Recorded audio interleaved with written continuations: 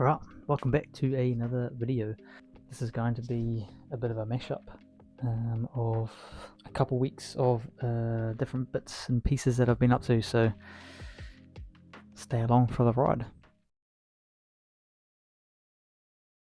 So I have a few things that have been on the go. First thing is starting this denim jacket. So I'm going to take you through just a little behind the scenes, where I'm up to, what sort of style I'm looking at trying to do for this jacket. I'll add in some clips of me just working on it and doing some bits and pieces on that. I've also been wanting to make my own belt for a while, so I managed to source some leather. So I'm going to take you through some of the details that I'm going to be doing with that.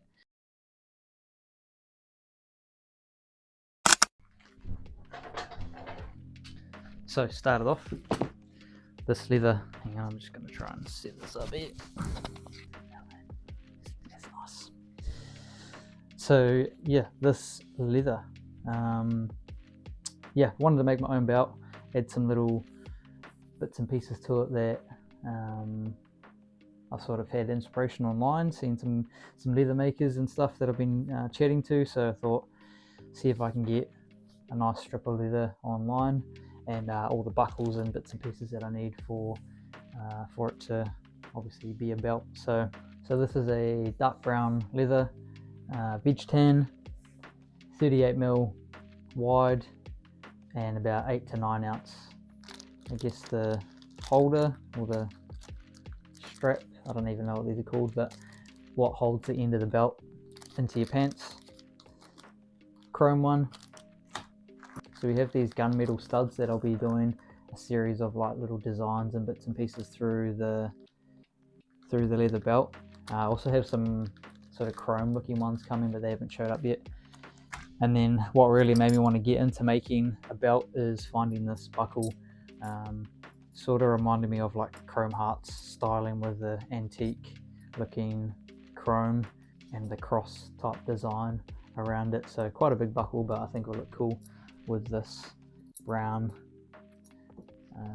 leather. So haven't quite started this yet, but it will be probably just working on it in between this jacket when I get a chance to, but I'll definitely be doing a video on the process of making that from start to finish. Okay, so onto this denim jacket. This is my sketchbook. What I usually do is, once I've figured out or I've got an idea in my head, I'll go through and sketch out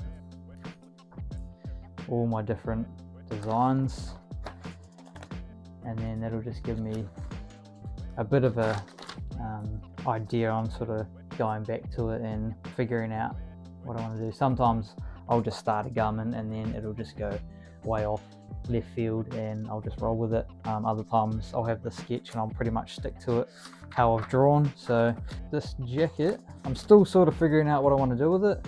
I haven't quite finished. I know I'm taking inspiration from the Levi's Type 1 and Type 2 jackets, if you don't know what that is. The main differences are the pleats down the front. So Type 1, Type 2 have these pleats down the front of the jacket that's made for movement through the chest.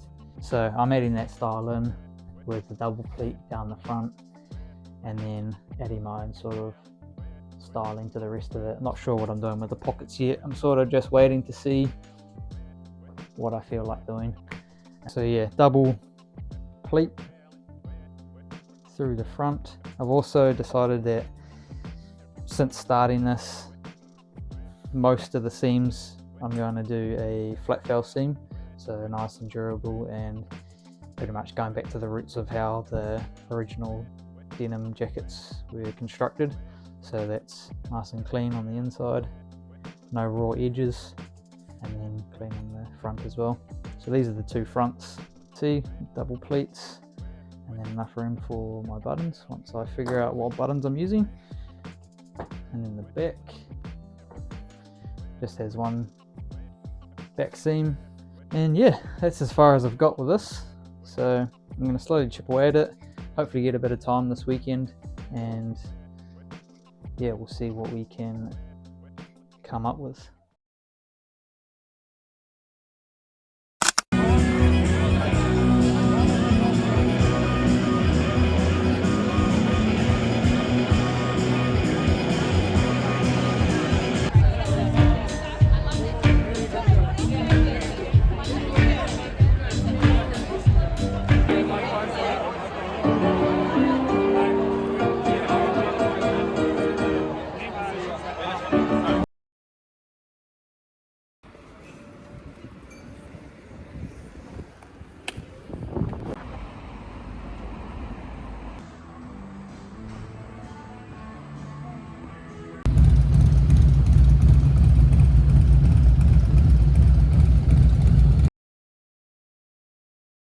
So yeah, this denim was sourced from a local fabric store to me in Wellington, the Fine Cloth Fabric Company.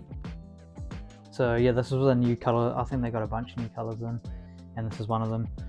So it's a, I guess 13 or 14 ounce bull denim in like a slate, I don't, whatever they call it, color. So it's like a charcoal pretty much. It's pretty sweet. It's got a nice feel to it, good weight, but it's not super stiff. So I think it'll be quite good for this jacket.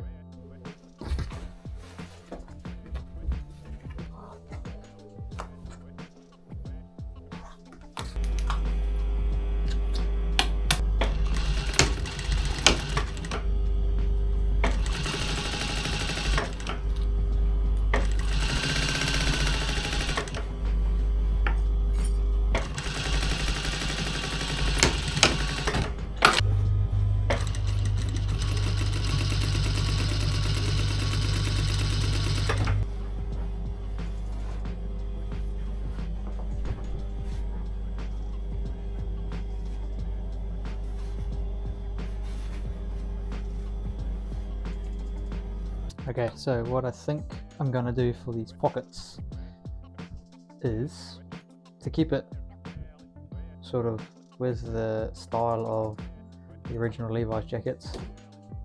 I'm going to have one pocket on the chest that's going to be a flat pocket, and then the other side's going to be just a standard open pocket like you'd see on a pair of jeans, like the rear pocket.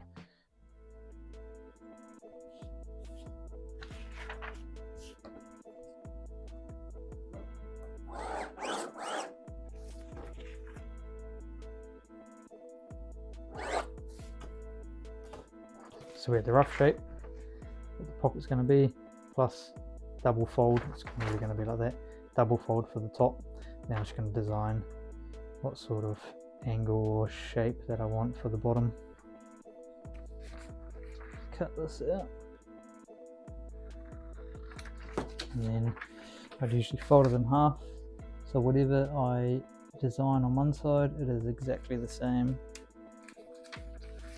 on the other. This usually takes a bit of time. I don't know whether I want to do a slight curve or keep it straight and then angle it. I was thinking maybe a slight angle from the center there. Cut that out, see what it looks like.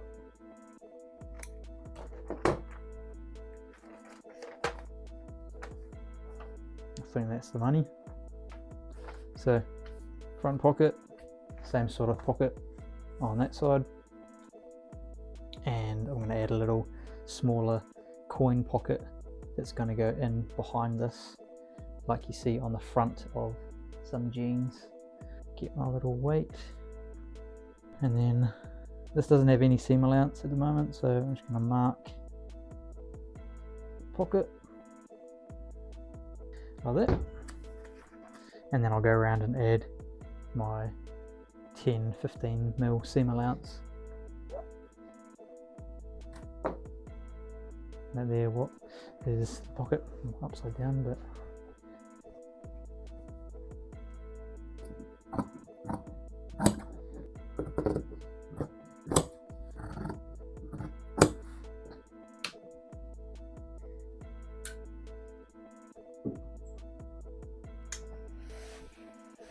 So nice hot iron, get the pocket flat. We'll usually go and fold all the sides in, so that seam allowance that I drew with the chalk, which is 15mm.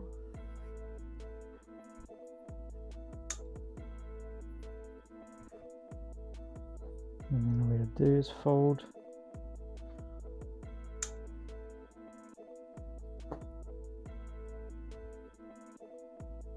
Alright, back over to the sewing machine. We're just going to put double row of stitches across the top to seal in that raw edge.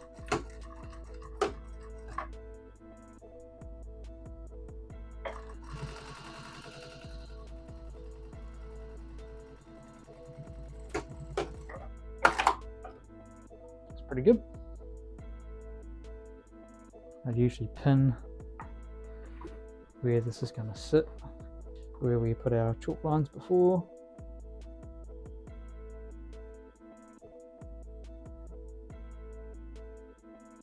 Sit about there.